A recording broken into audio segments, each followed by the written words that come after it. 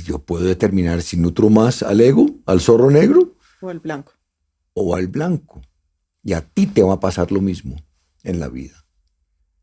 Y tú tienes que decidir.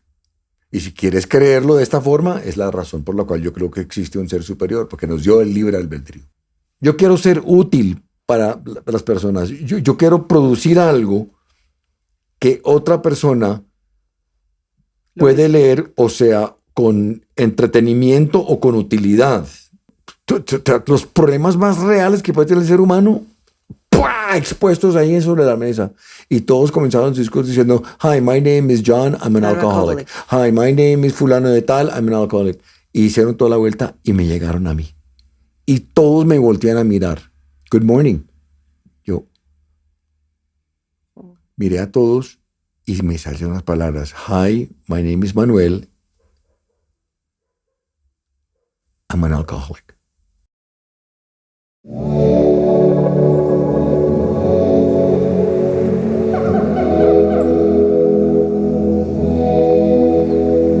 Hay momentos en la vida que te sacuden y otros que te despiertan. Esto es Impactando Vidas, sanando de adentro hacia afuera. Un espacio en el que podrás escuchar mi voz y la voz que reposa en tu interior. El cambio que buscas fuera está esperando que lo descubras dentro. Así que hoy no es un día cualquiera. Hoy es el inicio de algo extraordinario. Soy Catalina Aldana Duque. Bienvenidos.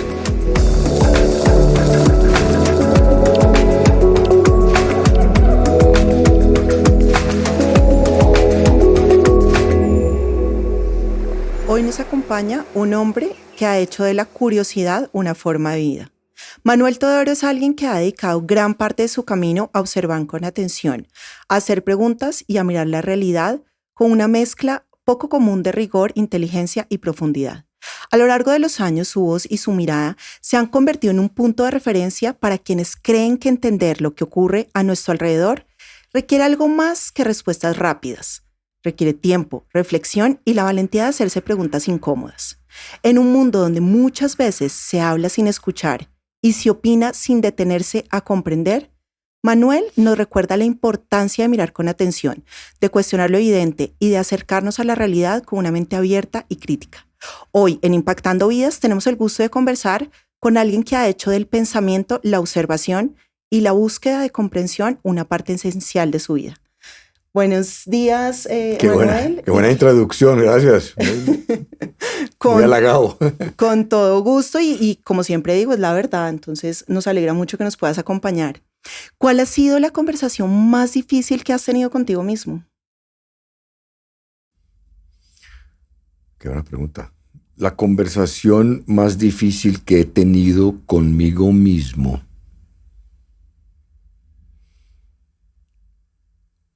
Ha sido el Manuel de ahora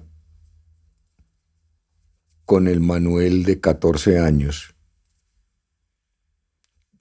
que yo abandoné, 14, 15, que yo abandoné, bueno, tengo 65, hace 50 años.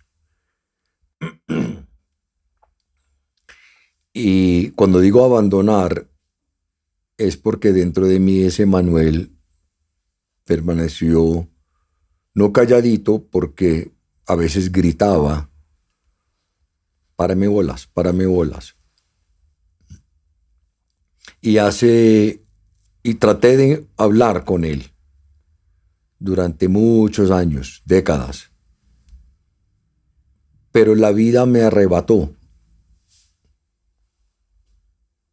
Me metió en la universidad, me exigió estudiar, me exigió hacer una maestría, desarrollarme profesionalmente, destacarme profesionalmente, experimentar con toda clase de emociones externas, contraer matrimonio una primera vez, contraer matrimonio una segunda vez, tener hijos, vivir en diferentes ciudades, lidiar con la crianza de los hijos, gozar con la crianza de los hijos, gozar. Pero siempre era temas afuera de mí.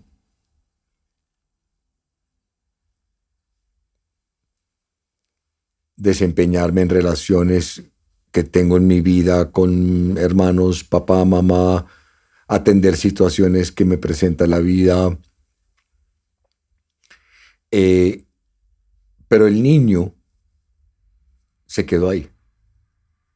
Entonces, finalmente, al cumplir con un ciclo de mi vida muy, muy importante, ya cuando mis hijos eran y son ya más grandes,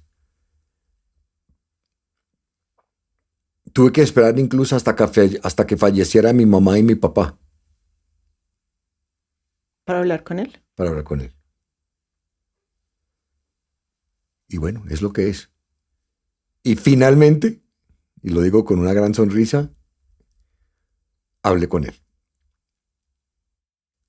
Y me senté con él.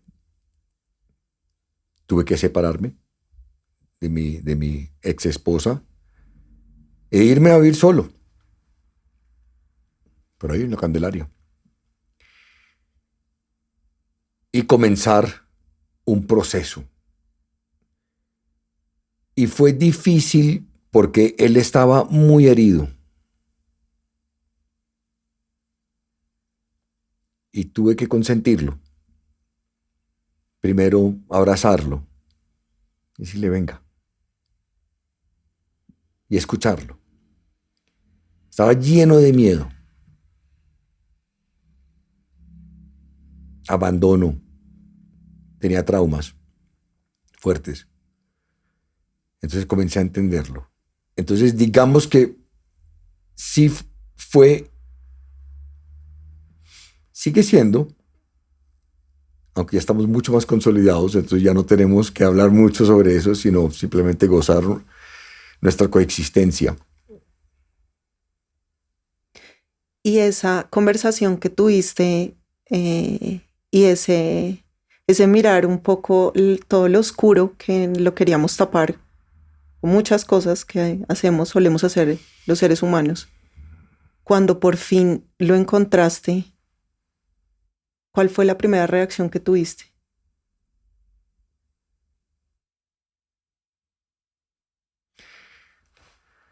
La primera reacción que tuve fue compartir sus miedos y sus traumas y entenderlos para poder compartir con él la razón.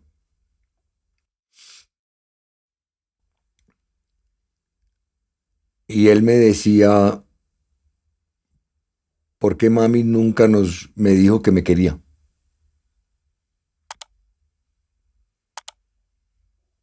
Entonces le dije, tranquilo, voy a averiguarlo. Entonces lo averigüé. Los periodistas sabemos cómo averiguar. Entonces comencé a hablar con gente. Mi mamá falleció, entonces, aunque hubiera estado viva, no creo que ella me hubiera dicho. Quizás sí, pero hasta cierto punto, porque hay que respetar también muchas cosas. Pero el caso es que entendí mucho más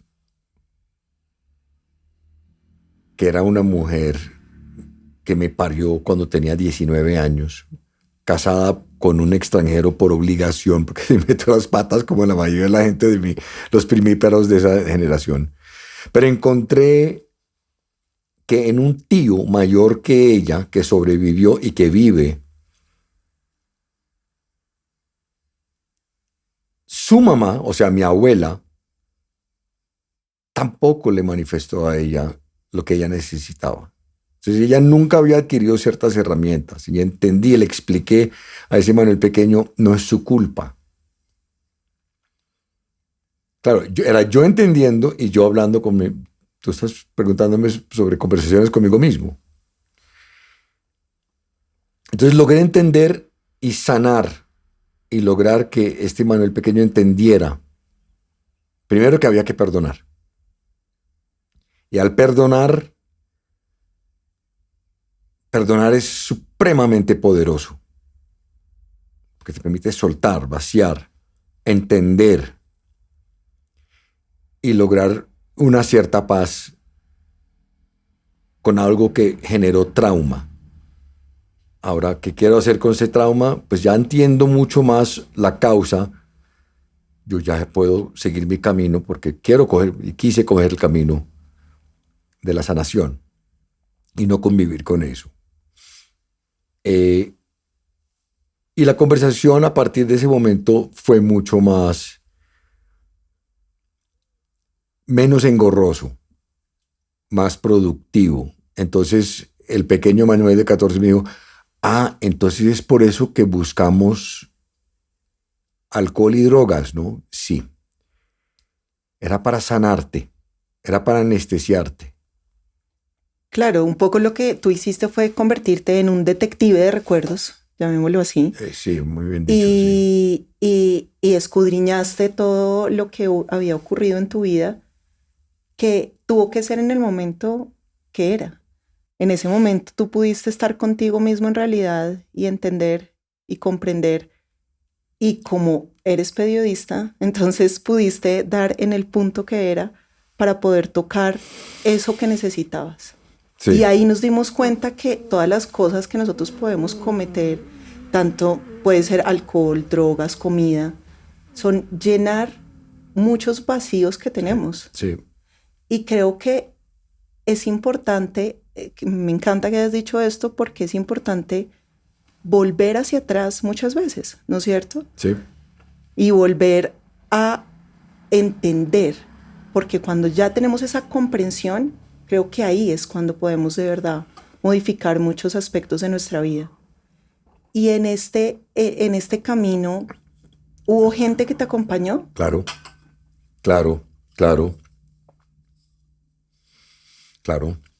Mi psicólogo, el doctor Bobadilla, otra psicóloga llamada Samara, el dueño de un centro de rehabilitación para alcohólicos que se llama el doctor Betín. Tengo un elenco estelar de personas que me ayudaron, porque uno solo no puede, o por lo menos yo solo no pude.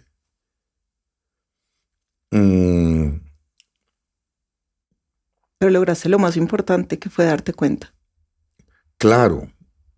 Eso es, claro. Sin ti, nada, sin tu voluntad, nada se hubiera podido. Sin mi voluntad. Pero hablando de voluntad,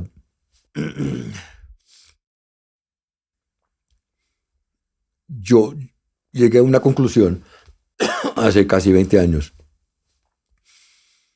que yo solo no puedo. Y comencé a creer que yo necesitaba conectarme con un ser superior.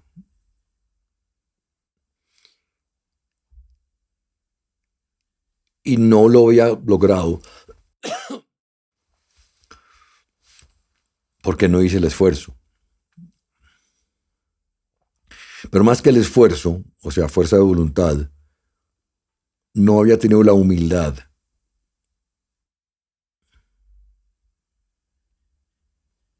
No sé si es por nuestra forma de ser criados en esta sociedad capitalista, empoderamiento,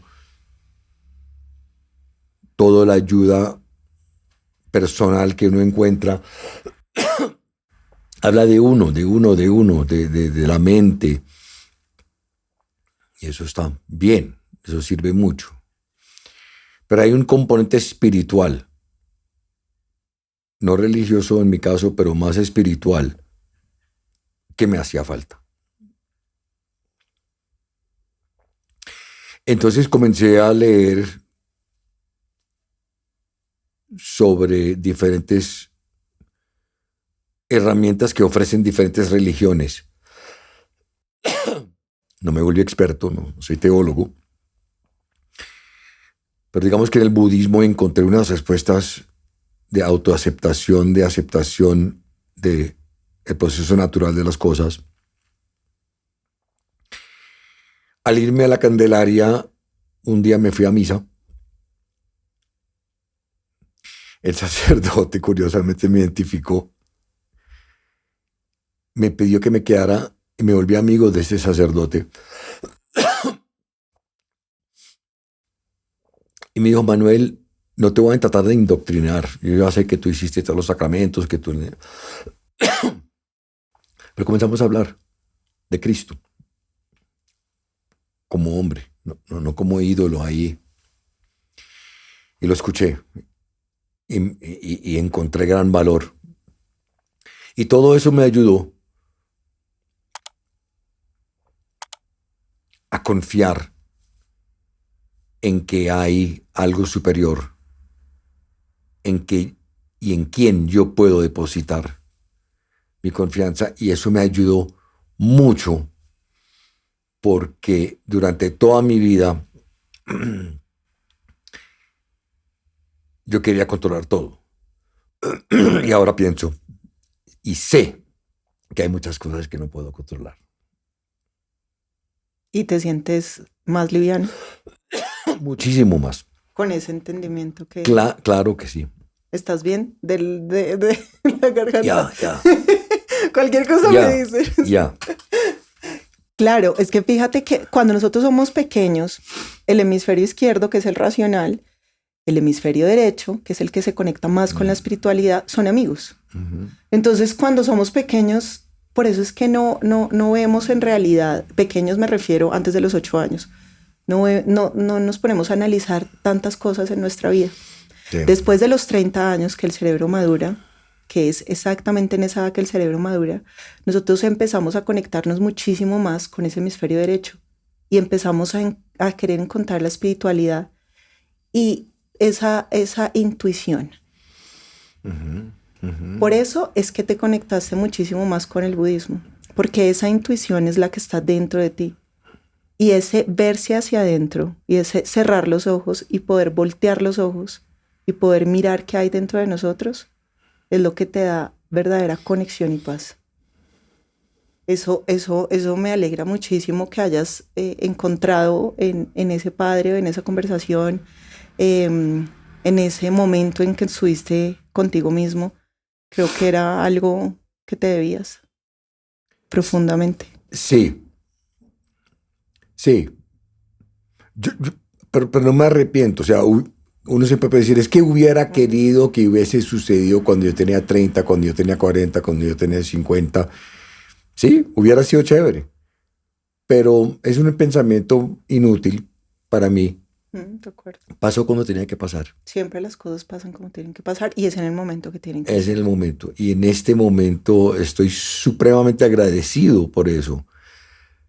Pero el camino sigue. Yo estoy en la continua búsqueda de encontrar, de vaciar. Yo creo que también se trata de vaciar. Estamos configurados, yo estoy configurado por pensamientos y lecciones y experiencias de vida que me hacen pensar como pienso. Pero he logrado algo que me ha parecido magnífico y supremamente terapéutico, y es aprender a mirar mis pensamientos. Que eso hace la meditación. Sí. Creo que uno aprende meditación. No, yo no he aprendido a meditar. Yo creo que hasta mi muerte voy a estar en un proceso de navegar entre ese mundo de meditación que es como un universo. Pero al navegar simplemente ahí encuentro gran valor en las lecciones y me ha ofrecido uno de los regalos, o quizás uno de los más grandes que he tenido en mi vida, y es reconocer que mis pensamientos no soy yo. Está muy bien. Me No encanta soy. que hayas abierto ese tema. Sí, y mis pensamientos, muchos nacen de miedos todavía. Creo que en ti, en todos nosotros. Sí. Entonces ahí es donde se activa comportamientos de querer controlar situaciones, personas, y quieto, ahí en primera. Pensamiento, eres un pensamiento. Entonces esas conversaciones con uno mismo también ese es otro estadio, otro escenario. Tengo una relación ahora con una mujer y las relaciones sentimentales con parejas son gigantescos teleones de fondos y laboratorios donde uno puede poner a prueba eso, porque está constantemente presente el ego, ¿no? Y el ego pues, se quiere proteger siempre, y el ego quiere proteger ese Manuel de 14 y 15 años. Pero como ese Manuel de 14 y 15 años ya está más sanado, entonces el Manuel grande, quien soy en esta conciencia, en esta esfera, tiene más capacidad de decirle al ego: hey, te estás manifestando otra vez, estás generando pensamientos de celos, de inseguridad, y son pensamientos. Una cosa es la realidad y otra cosa eres tú el pensamiento. Entonces el ego dice: pues te estoy tratando de proteger. Usted verá si no quieres que protejas. Te estoy diciendo que huyas. Te estoy diciendo que pelees. No, no quiero huir. No quiero pelear. ¿Quién dijo que esa realidad que tú estás diciendo, que ya está con otro, que ya está, que te va a reemplazar? ¿Y por qué me va a reemplazar? Porque estás herido. Ah, no, pues lo dices tú.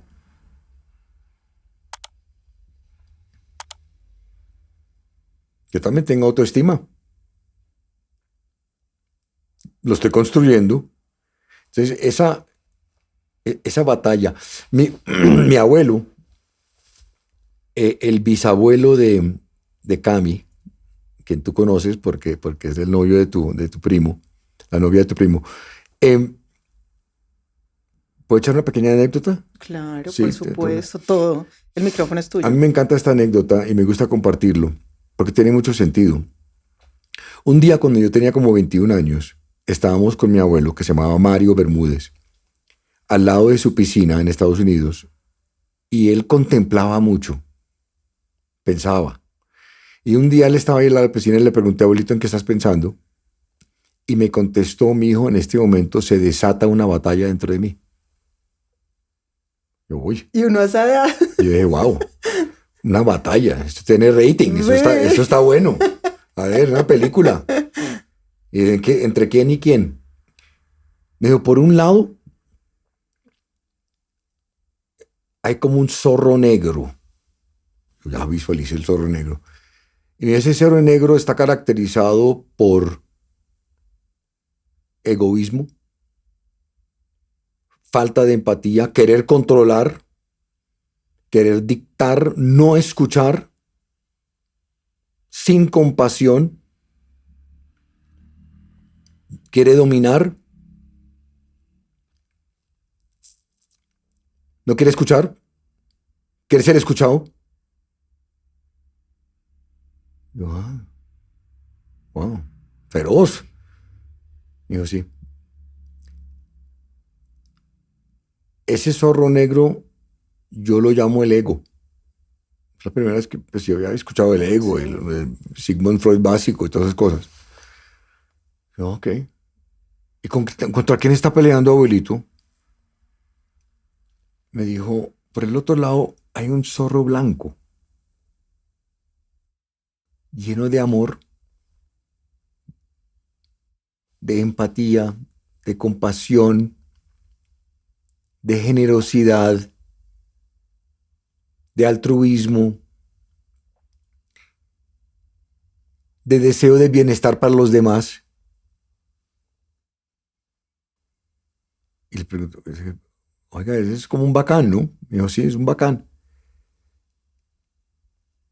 Y bueno, el otro se llama ego, y así como se llama, me dijo: el ser. Él está muy conectado con Dios. Y los dos están peleando. Esa es mi batalla. Y pues, ¿qué pregunta hace uno a los 21 años? Oiga, abuelito, ¿y quién está ganando? sabe qué me contestó? ¿Quién te contestó? El que va a ganar es el que más quiero nutrir. Muy sabio. Yo, y me dijo, la decisión es mía. ¿Cuál de los dos quiero nutrir más? Tengo libre albedrío.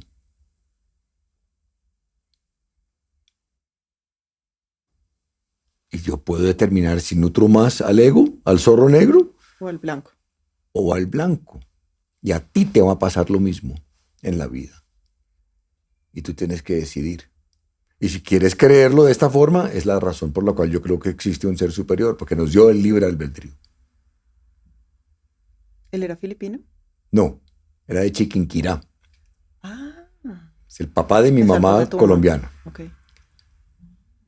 Y yo nunca, bueno, yo guardé esa historia durante muchos años, no lo utilicé mucho. Pero te tiene que utilizar en el momento Le que... di rienda suelta al ego, eso sí. El zorro negro estuvo haciendo fiesta. No, ese zorro negro hizo estragos. Pero el otro siempre estaba ahí y tuve que estrellarme, golpearme, divorciarme. Pero hoy nunca ha sido más relevante esa historia para mí. Porque ya, conciencia. Y No tenía la conciencia. No solo esa historia, sino todo lo que viviste. Porque debemos vivirlo. O sea, está bien. No está mal haberlo hecho. No. Simplemente pasó y Sí, fue. sí. Y es la realidad. Sí. Cuando estabas hablando ahorita de meditación, hay muchas cosas que quiero profundizar de lo que me acabas de mencionar. La meditación, tú me decías, yo nunca voy a aprender a meditar, siento que estoy en un constante aprendizaje y un poco sí, pero ¿cómo se aprende la meditación? ¿Cómo se aprende a meditar? Meditando.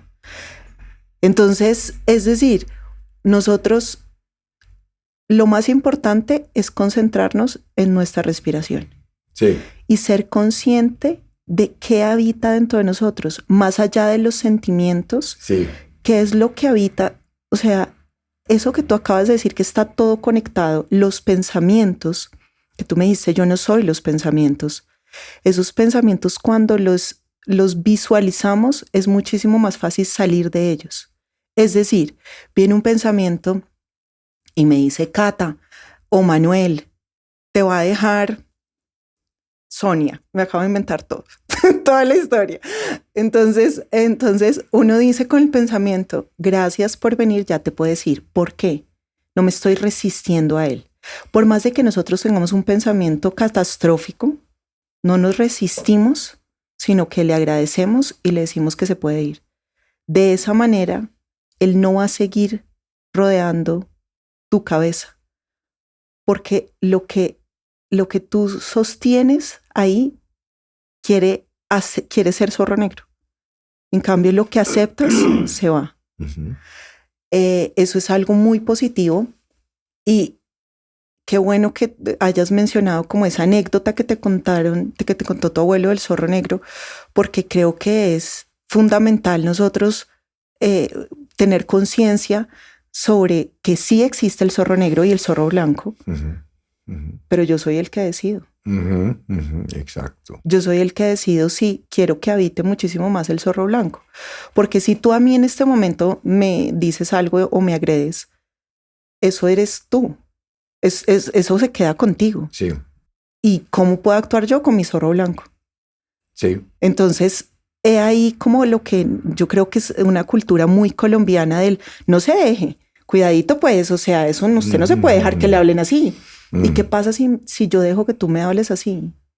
O que tú o que otra persona. Yo voy a estar en paz. Yo te regalo eso que es tuyo y me quedo con lo mío. Creo que muy sabio tu abuelo. O sea, en el cielo o donde quiera que esté, le agradecemos por eso y creo que esa anécdota me la voy a quedar. Sí, sí, que te lo apunto. Exacto, me encanta. Sí. Manuel, y un poco cambiando de tema, tú has investigado muchas historias de otras personas, pero si alguien investigara tu vida con la misma profundidad con la que tú investigas a los demás, ¿qué crees que descubriría? si alguien, un tercero, investigara mi vida, Tu historia, ¿qué crees que descubriría en lo más profundo de esa historia no contada? Muchas veces. pues tú lo estás haciendo en este momento, lo estás haciendo. Esa otra persona eres tú. Esa otra persona soy Esto yo. lo estamos viendo en tiempo real. Tú estás descubriendo aquí en este tiempo eso. Es lo que estoy expresando en este momento, es lo que descubriría, lo que tú estás descubriendo en este momento. No hay nada que no te estoy contando secreto. Estoy descubriendo la riqueza que puede tener esta persona que está al frente Sí, de y mí. por eso es tan valioso lo que estás haciendo acá. No, nunca me había respondido. O sea, como que nunca... O sea, me encantó esa respuesta tuya. ¿Tú recuerdas en qué momento preciso dijiste, quiero empezar a investigar historias en tu vida? Sí, ¿Cuándo fue? sí. Fue cuando yo tenía 20 años. Y Antes de que tu abuelo te haya dicho lo del zorro. Sí, antes. Y seguramente me lo contó porque él ya sabía que me estaba sembrando una semilla en un jardín que estaba siendo sembrado por mí mismo. Yo estaba en la universidad sin rumbo, como un velero sin viento, tratando de descubrir qué quería hacer en la vida. Y me acuerdo que un día en una banca en la universidad en Estados Unidos había un estudiante leyendo el periódico universitario. Teníamos un periódico de la universidad.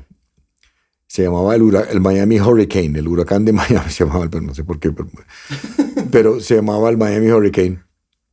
Y vi este ser humano leyendo con tanta intensidad el periódico. Alrededor había mucha gente caminando, carros pitando, toda clase de distracciones. Y él estaba tan conectado con el periódico y no, supongo que una otra manifestación de Dios, del universo, lo que lo queremos llamar. Pensé, oiga,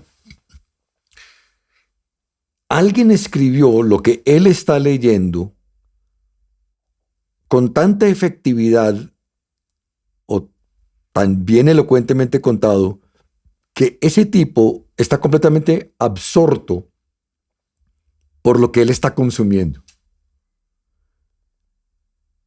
¿Qué poder, y ahora pienso, qué utilidad puede haber tenido quien escribió eso en ese periódico que lo tiene ese tipo así? Era un pensamiento rarísimo. Yo no estaba pensando en él, yo estaba pensando No en... entiendo, en la persona que escribió eso con el poder significativo para Sí. que Sí. tú pudieras tener toda la Sí, atención. es como si tú extendas el brazo en este momento y comienzas a hacer jalada. Sí. Mi primera reacción va a ser, ¿quién te está jalando? Veo a ti siendo jalada, Tranquilo. pero también me da curiosidad saber quién está al otro lado de esa soga que te está jalando.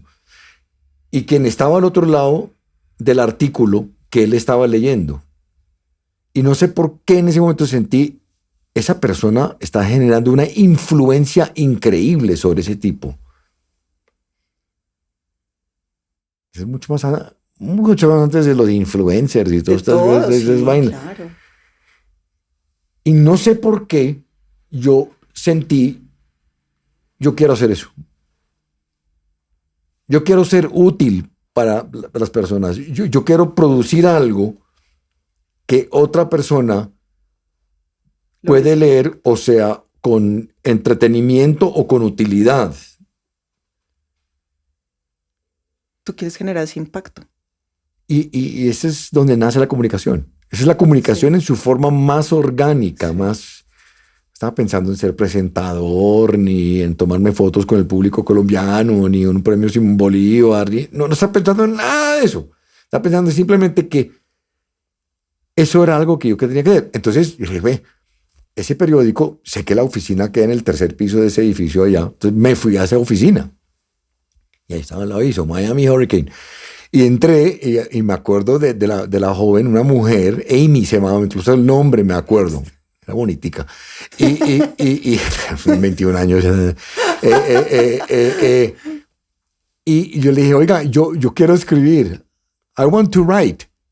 Yo quiero escribir en el periódico. Me dijo, ¿así? ¿Y tú quién eres? Y yo, Manuel Teodoro. Y me dijo, ¿y qué? ¿A cuentas de qué? ¿Qué estudias? ¿Tú eres major en periodista? No, estaba estudiando administración de empresas. Bueno, pues aquí no puede llegar cualquiera a escribir. Esto es el periódico de la universidad y pues nosotros por lo general buscamos personas de la facultad de periodismo, jóvenes que quieren escribir para ayudar a desarrollarlos en el periodismo. Y yo, ¿periodismo? Y yo, sí, periodismo. ¿Y esto es una carrera aquí? Y me dijo, sí.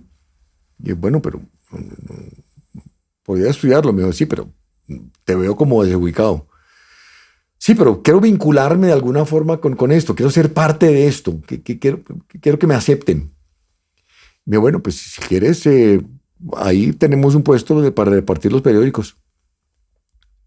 En los dormitorios de la universidad hay que poner a las 3 de la mañana todos los jueves y todos los martes el periódico en cada puerta. 3 de la mañana. Y dije, listo. Lo hago. Ya. Bajo una condición. Mío, ¿cuál? Yo dije, si yo tengo una idea buena para un, ¿cómo se llama eso? ¿Un artículo? ¿Se llama eso? ¿Artículo? Me dijo, sí, artículos. Si tengo una idea, ¿te lo puedo compartir? Solamente compartirlo. Me dijo, sí. Ok, yo te lo escucho. Lo hice por 2 semanas, hartísimo, poner periódicos. No, yo trabajaba, estudiaba. Y comencé de repente, pero entonces, ¿de qué escribo?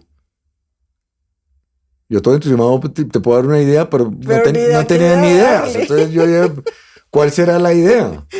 Entonces comencé a hacer lo más orgánico que un periodista tiene que hacer. Abrir sus sentidos, oler, saborear, mirar y escuchar.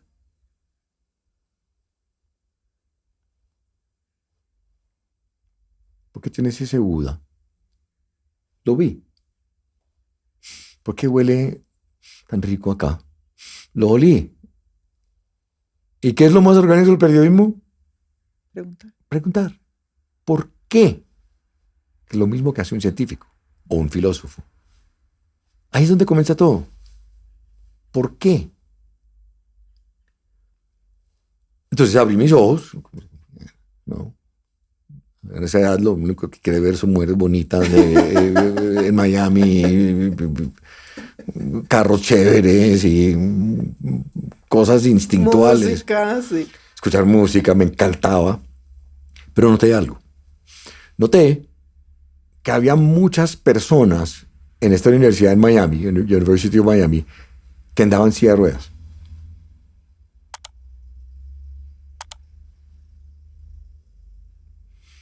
Entonces me fui y me acerqué a uno. Se llamaba Harvey Bodansky. Me acuerdo el nombre. Increíble acordarte de tipo de gafas. Amy de Harvey. Harvey era un gringo. Y le dije, hey, Harvey. Con todo respeto, he notado que hay muchas personas como ustedes que andan en silla de ruedas acá. ¿Por qué? ¿Por qué? No porque estás en silla de ruedas. No, con respeto. No, porque hay tantas pobres. El tipo mío, soy de Washington. No, me preguntó, yo soy de Washington, D.C., de Maryland.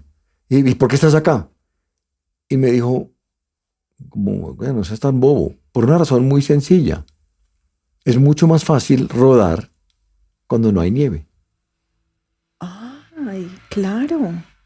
En Miami es el sitio perfecto para estudiar cuando tú estás en silla de ruedas. Es un sitio perfecto para estudiar cuando no estás en silla de ruedas, como tú, que puedes irte en un vestido de baño a la playa. Yo no puedo hacer eso, yo tengo polio.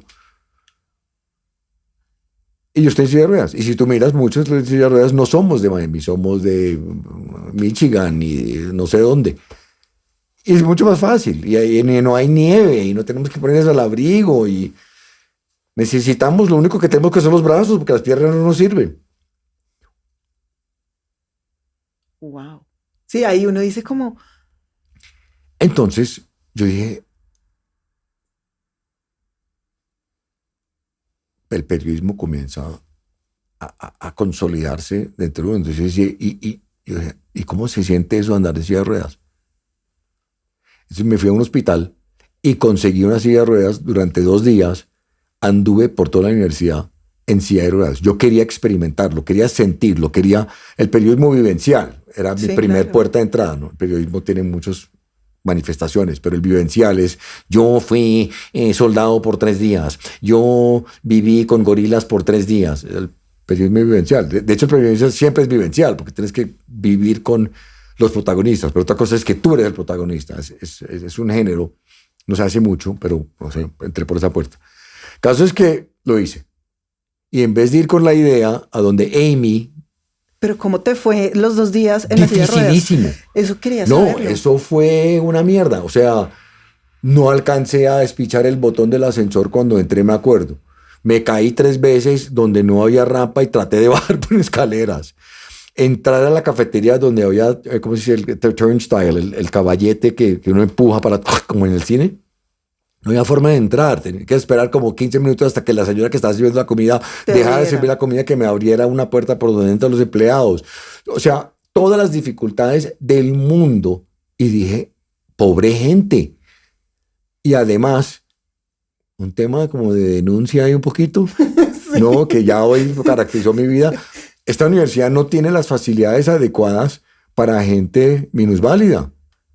No hay rampas, estoy hablando del año 80. No, los ascensores no eran adecuados para ellos. Y yo pensaba, y los ciegos, y los invidentes, ¿cómo hacen? Esta universidad muy chévere, muy bonito, muy Miami, muy todo, pero para esta gente nada. Es un tema social, ¿no? Como el periodista piensa en cómo puede ayudar a personas que más lo necesitan, no cualquiera. Entonces escribí un artículo de mi forma de escribir en ese momento, sin estructura, sin nada. Y me fui a donde Amy y le dije, Amy, ¿te acuerdas? Yo he cumplido por mi parte, estoy repartiendo esos periódicos mamoncísimo a las 3 de la mañana, pero lo estoy haciendo y mira, ¡pa! Y me dijo, ¿dónde está la idea? Y yo, aquí está, lo escribí. Y lo leyó. Y me dijo, ¿tú escribiste esto? La estructura es pésima. La redacción, ni se diga. O sea, unas palabras que nada que ver. Pero lo tienes. Esto tiene alma. Manuel, yo voy a publicar esto. Porque lo que tú hiciste tiene mucho mérito. No tienes nada de estructura, no tienes nada de técnica, no, o sea, mejor dicho, estudie porque, hermano, lo tienes. Pero tienes que estudiar. Me matriculé en la Facultad de Periodismo. Y seguiste tú. Y terminé siendo editor del periódico. ¿Ah, sí? ¿Y qué tal Amy? ¿Qué pasó con Amy? Ah, no, ella no me paró bola. Estaba fuera de mis ligas. Necesitaba saber qué pasaba con él porque esa historia me interesó mucho. No. Terminé cubriendo música y arte, que era lo que más me gustaba en ese momento. Y mi jefa, la editora de la parte de cultura, Cristina, me inmersé en el mundo. Terminamos como pareja. Durante 3 años en la universidad, yo terminé reemplazándola, ella se graduó y estudié periodismo y hice mi carrera ahí. Mi carrera no, mis primeros pinitos en el periódico, pero para contestarte un poquito, así nació. Wow. Bueno, un abrazo a Amy donde quiera que esté. Sí, Amy. Amy, un saludo. No sé dónde estás, pero eres muy bonita. Todavía nos parece muy bonita acá en nuestra mente. Manuel, tú eres poseedor de una gran riqueza racial. Estados Unidos, Filipinas, Colombia. En tu vida, ¿cómo han influido esas culturas dentro de ti?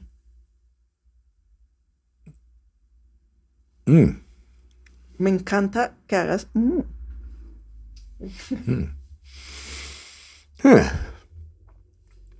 Pues es muy chévere poder comerme una hamburguesa con arroz frito filipino y un bocadillo de postre.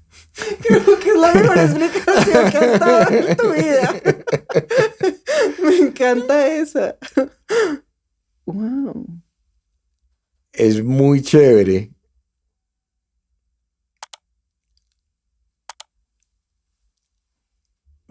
Puedo ser un poquito crudo. Por supuesto, todo lo que quieras. Es muy chévere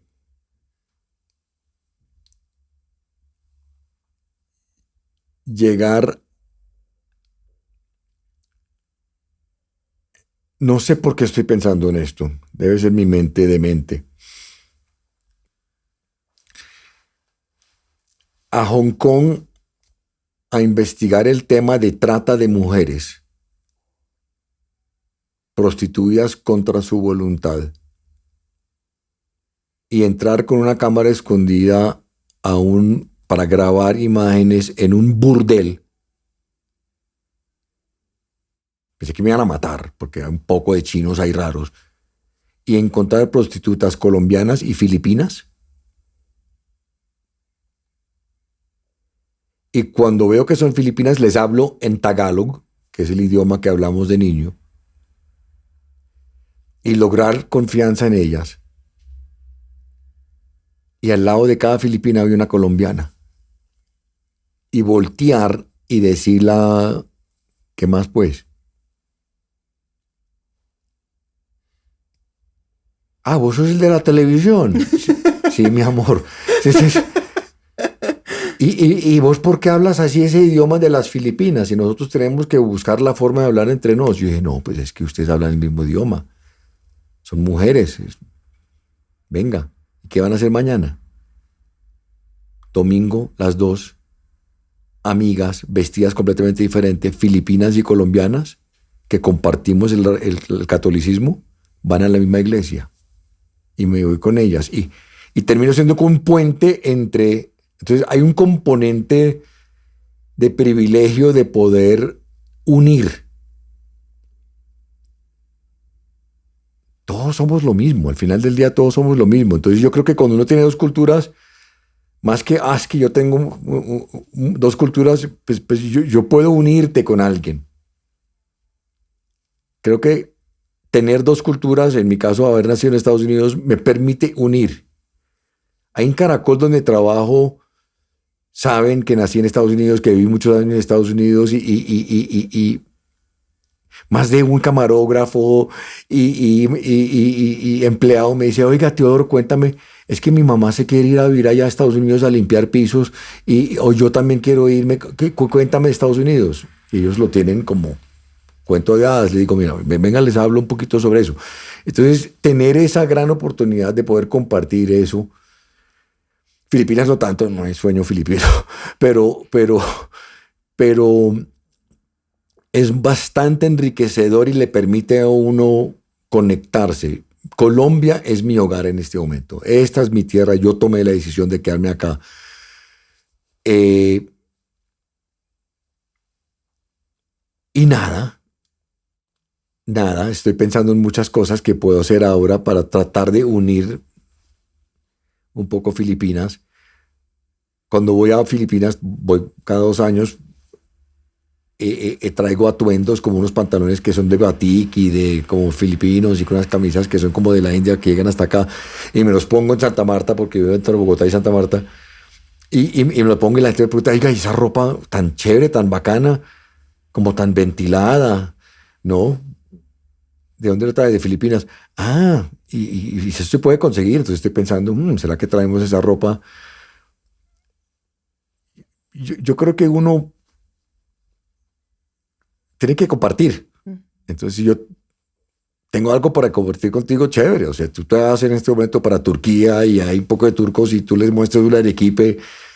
Tú lograste ser un puente entre Colombia y esos turcos. Y para eso sirven las culturas, para poder ayudar a enriquecer el mundo. Pues, ¿para qué me sirve a mí tenerlo solo? Pues sí, en mi casa tengo unos cuadros filipinos. Y, pues, sí. Es unir el mundo. Yo creo que es lo que el mundo más necesita. Menos separatismo, menos polarización y y más unión. Y si algo puedo aportar en eso, siendo yo y teniendo yo esas culturas, yo creo que para eso sirve. Incluso a Miguel, a tu primo, lo vestí de filipino una vez en San Andrés, le puse un pareo y él, claro, él todo su short de Ralph Lauren, su camisa polo, no decía que yo, Miguel, te vas a encochar todo, y tú sabes a qué me refiero ahí. Mira cómo estoy yo, todo se me está ventilando en este momento y se siente delicioso. Y yo, sí, y sí, póntelo. Entonces Camila como, ay, mira tan lindo. Claro, él después pues, yo iba a poner su polo, pero de eso se trata. De la unión. De la unión. Impresionante. Yo creo que el multiculturalismo sirve para mostrar al mundo que somos uno. Y la unión está muy relacionado también con esa intuición que la escuchaste cuando empezaste a escribir esa historia, porque ahí también es una parte social, pero hay una unión. Sí, sí. Entonces eso lo tienes muy marcado tú en tu vida, de verdad. Volviendo al inicio, que vuelvo a irme al inicio de esta charla, yo creo que muchas personas te han preguntado sobre este tema, pero yo quiero que sea una respuesta muy profunda, como todas las que me has dado. ¿Qué descubriste sobre ti cuando el alcohol dejó de ser una opción? Cuando tomé la decisión de usar alcohol como una opción y de entender por qué tomaba tanto trago, y básicamente era para escaparme, descubrí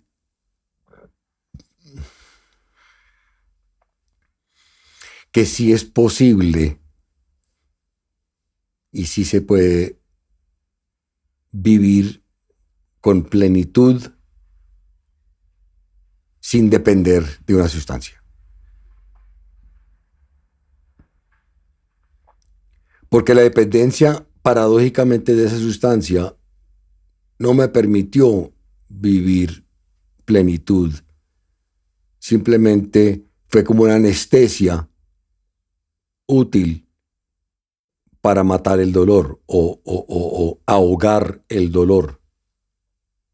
Pero al no consumirlo, el dolor permanecía. Entonces descubrí que sí se puede. Sí. Hay que trabajar. Esto no es, sí se puede dejar alcohol. No. Hay que reconstruir, hay que restaurarse, hay que comprometerse. Al principio no es fácil, entonces fuerza de voluntad. Hay herramientas como el solo por hoy, no voy a tomar este primer trago, ¿ok? Mañana es otro día. Pues veremos mañana si el solo por hoy se aplica, y en esos llevo 19 años. Pero hay que trabajar, hay que comprometerse, hay que ir a grupos, hay que buscar plan soportes, cuando hay temas, componentes y daños y traumas hay que buscar psicólogo. Entonces sí, encontré que sí se puede, y hoy mi vida es infinitamente mejor, soy otro. Y ahí hay algo muy importante que mencionaste, y es la conexión, porque muchas veces, que es una palabra que a lo largo de esta charla creo que la hemos tocado bastante, y es que cuando nosotros decidimos que podemos dejar algo, cuando lo compartimos y cuando vemos que otras personas están en la misma situación que nosotros, nos es más fácil poder salir de donde estamos. Esa conexión es profundamente humana, y el ser humano nació para estar acompañado, para mirarse adentro, pero para estar acompañado. Y creo que eso es algo muy importante que tú has mencionado durante toda esta charla, la conexión que puede existir con las demás personas. Sí, sí. Manuel, mirando tu vida hacia atrás, ¿quién ha impactado tu vida? Mirando mi vida hacia atrás, ¿qué ha impactado quién? ¿Quién ha impactado tu vida? ¿Quién?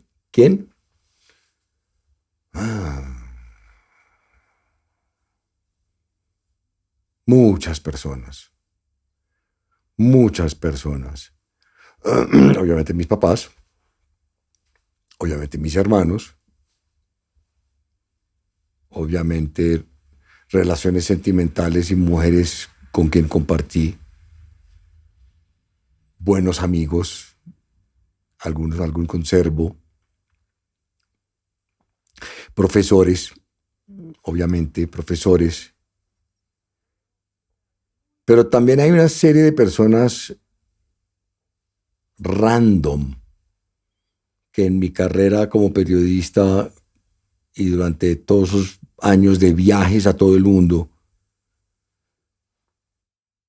me han impactado.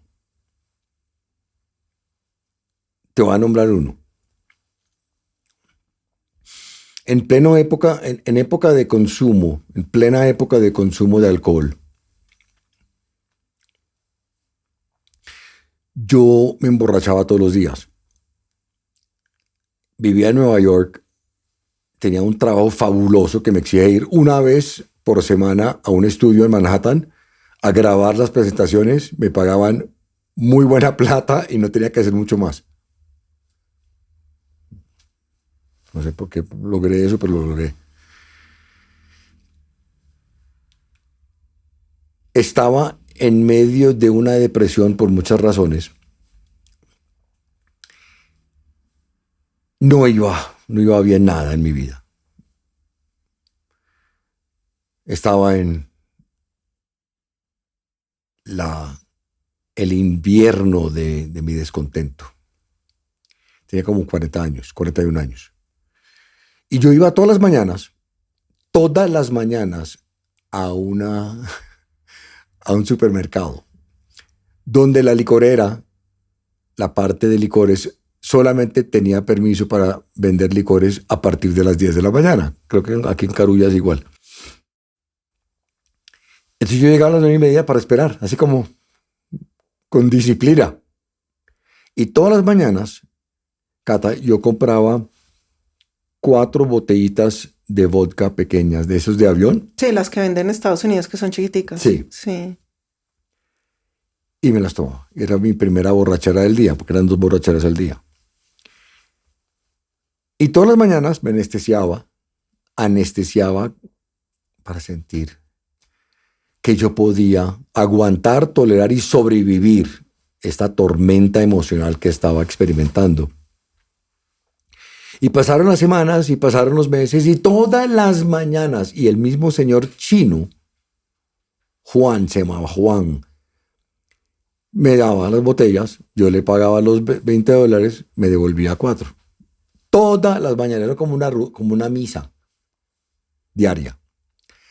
Hasta que un día, como los 3 meses, yo llegué al cajero, le entregué mis 4 botellitas y este señor, por primera vez, no me recibió la plata. Y me sacó una botella de vodka, de esas de vodka industrial, que es como una CPM tóxico, pero de hecho como quién sabe dónde.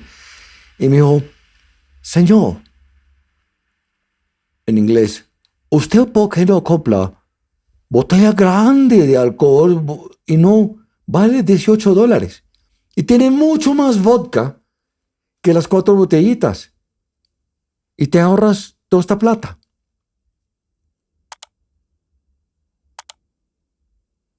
Y lo miré y le dije, porque yo no quiero, porque si compro eso tan grande, I'm gonna drink more. I'm gonna drink more y voy a sentir que yo soy alcohólico. Eso es como para alcohólicos. Los alcohólicos son los que compran esas botellas gigantescas así. Y no quiero sentir eso. ¿Y sabe qué me dijo el señor chino? Okay. You are an alcoholic? But you are. ¡No! Como, hey. Es que tú pero eres es que tú alcohólico. eres. ¿No te has dado cuenta? Wow.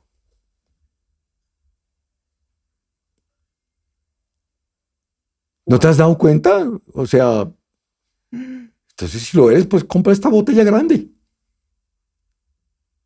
O sea, acepta tu realidad. Para mí ese chino fue un ángel. Fue un ángel. Nunca lo voy a olvidar. ¿Y en ese momento qué pasó? Me fui a la casa. En esa época había directorio telefónico, todavía páginas Claro, amarillas. las amarillas. Ajá. Y no sé si acá, en esa época, pero en esa época en Estados Unidos, en Nueva York, tú abrías A. ¿Y sabe qué es la primera listing en A? Alcohólicos Anónimos. A. Tiene sentido. O sea, doble A. O sea, no hay otra palabra más A que A. Otra señal. Llamé. Inmediatamente me dijeron dónde estaba la reunión más cerca. Me acuerdo, fue el 8 de agosto de 2022. Wow. Y me fui a la reunión. Me acuerdo que Annie, mi ex esposa, me llevó en el carro. Y entré a la reunión y había un poco de gringos ahí. Y yo dije que eso es como una cosa rara, eso es como una secta religiosa o como masonería. ¿Qué es esto? Yo había escuchado eso, pero... Y todos muy queridos y vi tipos y afuera carros buenísimos, no eran como hippies. Yo no sabía qué esperar. Había café, había un poco de brownies ahí deliciosos y todos eran como felices. Yo, es gente tan rara, oye. Serán felices. Sí, como, hey, hi, my name Sí. is Robert. Y yo, ok, my name is Manuel.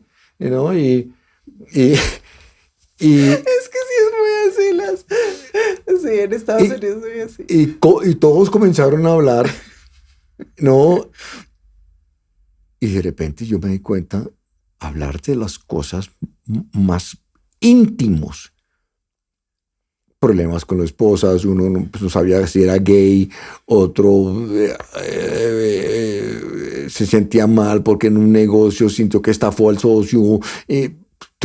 Los problemas más reales que puede tener el ser humano, ¡pua!, expuestos ahí sobre la mesa. Y todos comenzaron sus discursos diciendo, hi, my name is John, I'm an alcoholic. Hi, my name is fulano de tal, I'm an alcoholic. Y hicieron toda la vuelta y me llegaron a mí. Y todos me voltean a mirar. Good morning. Yo miré a todos y me salieron las palabras. Hi, my name is Manuel. I'm an alcoholic. Fue la primera vez que Sí. lo mencionaste. Y en ese momento yo sentí como el alivio más hijo de madre que había sentido en mi vida. Me sentí así de chiquitico.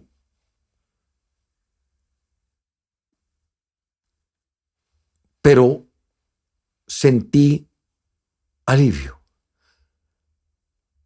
Por primera vez en mi vida acepté. Y así comienza la semilla de mi búsqueda de recuperación. Esa primera instancia no duró mucho. ¿No? No, duró 6 meses. Y recaí. Todos los alcohólicos y los adictos recaemos. ¿Por qué no seguimos el programa? Hay un programa de 12 pasos, está constituido, ya sabemos qué hay que hacer, pero ese ego, El zorro negro ahí diciendo. el deseo, el dolor, todo continúa. No basta con decir yo soy un alcohólico de un grupo y sentir eso, no.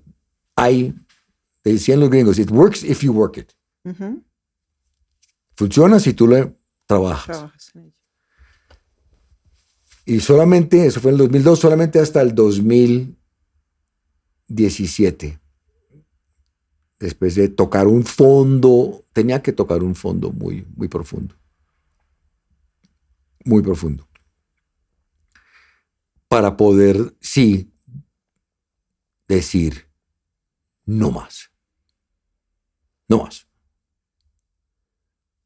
Y buscar tratamiento. Estuve 2 meses internado. En lo que yo llamo mi divino manicomio. Pero lo que más me gustó fue el señor Chino. Sí. Y Eric. Hi, my name is Eric. Bueno, Manuel, y por último, ¿cómo titularías tú este episodio?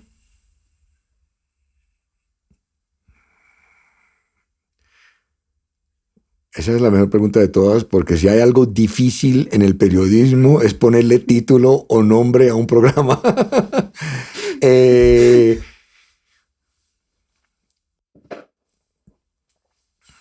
Yo lo titularía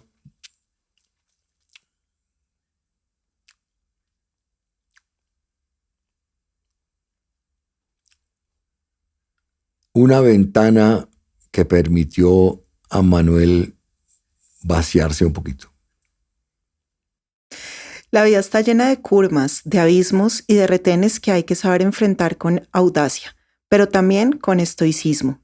Cuando la mano del destino nos lanza las cartas que tal vez nunca pensamos jugar, y un poco ahí está el mérito de quien enfrenta esos momentos límite, con la convicción de que el error debe ser juzgado, no siempre de una manera negativa, sino más bien como la oportunidad de hacer una nueva apuesta sobre eso que creemos que se fue, pero que está latente, al frente de nuestros ojos.